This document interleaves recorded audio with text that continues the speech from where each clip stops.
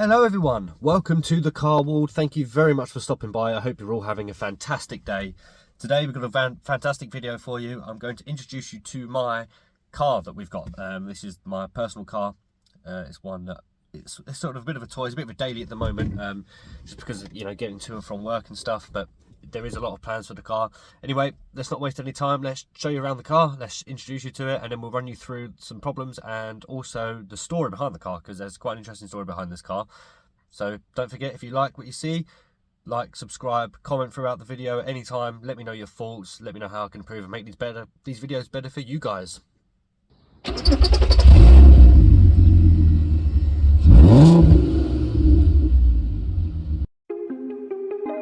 Why be on the beat?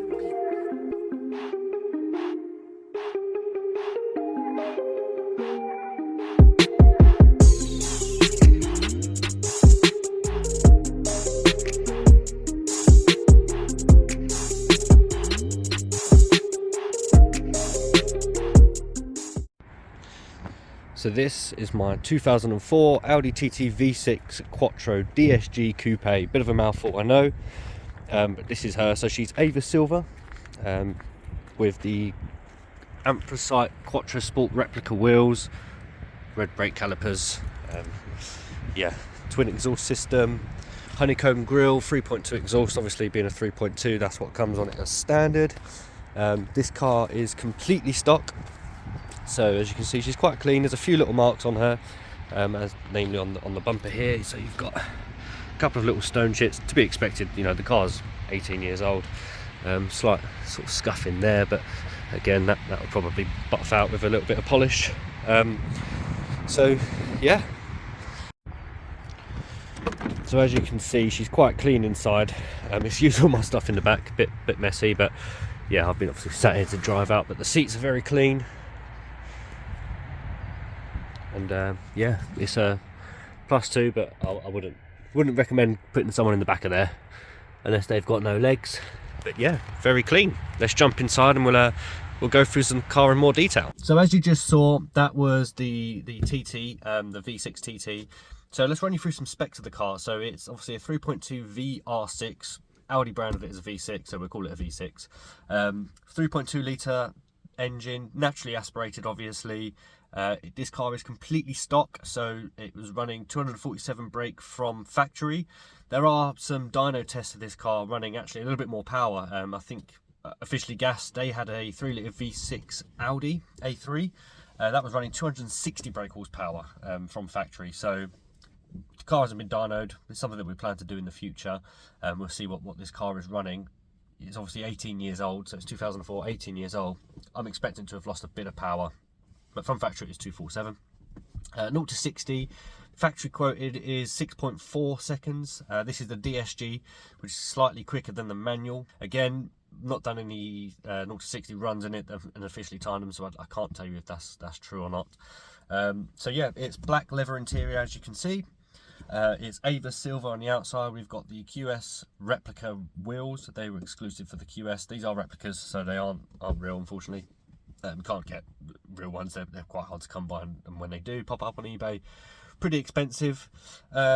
And yeah, that's pretty much it. That's the basics of the car. So let's run you through a couple of little problems that we've got with the car.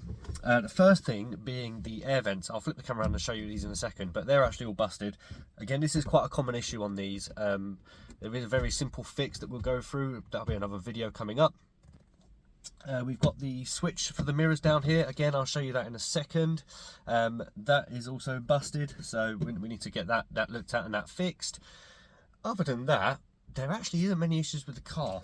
At least there isn't now. So as I explained, I've owned the car for about 6 months now. I bought the car back in June 2022. So I paid £3,900 for the car back in June. The car was sold to me as working perfectly. I picked the car up, took it home, drove absolutely fine, no issues there. And literally 24 hours later, I jumped in the car, went to go round to the shop. There's a shop not too far from me.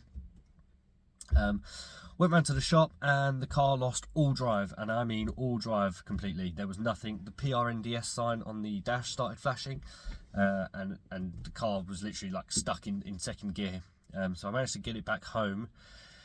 Done a bit of research. I'd done research before. I didn't expect it to be this so soon, but apparently this is, you know, it's a very common issue with these.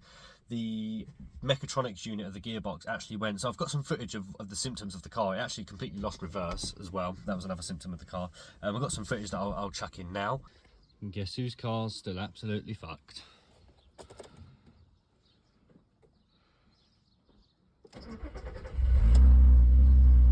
Oh, what's that flashing there? And what's that light doing there? Let's put the car into reverse. You can see that is in reverse. Oh, nothing's happening. What the fuck? So as you can see, that was the issue that we had with the PR&DS. So I sent the car to a specialist near me. I knew what the issue was simply from the research that I'd done from the forums. I spoke to a couple of other owners and stuff. So I took the car down to a specialist. They dropped the mechatronics unit out of the car. We sent that off to ECU testing. So we got the ECU back from ECU testing. They said it was irreparable. So we went and purchased a mechatronics unit off of eBay. That cost me £500, I think it was. Got that, put that in the car, and the VAG specialist actually installed that all for me. You know, done the gearbox oil, put some new seals on there, new oil pan sump seal for the DSG box. Yeah, it was actually worse. Would go into first gear, second gear fine, and then as soon as it would go into third gear, the whole gearbox would disconnect. Again, PR&DS would start flashing.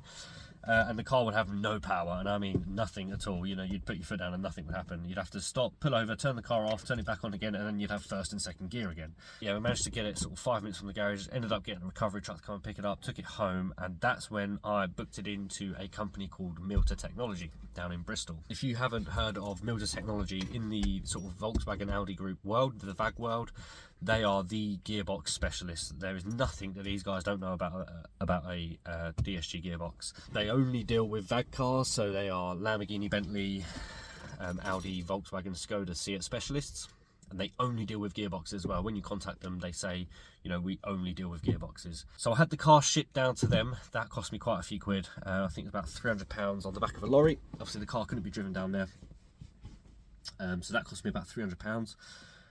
They had the car for about 3 or 4 days. Rung me up and said, car's all fixed, come and get it. And I was like, oh, okay. What was the issue? And what it was the VAG specialist that had fitted the mechatronics before hadn't actually installed the correct software for the DSG box. So I got trained down to Bristol, picked the car up, and it has been absolutely flawless ever since. That's pretty much it. So we've got a few plans with the car.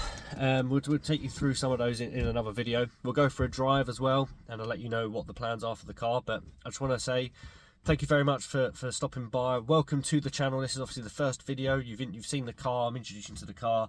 And yeah, there's a lot more coming. So I've got a few plans, a few road trips planned, a few challenges planned for this car. Being a V6, obviously it's quite thirsty on fuel. So we've got a few fuel economy challenges, and I hope you enjoy the ride of owning a 3-litre V6 classic car, as they call it. So yeah, thank you for watching. Don't forget to like, comment, subscribe, and I will see you guys in the next one.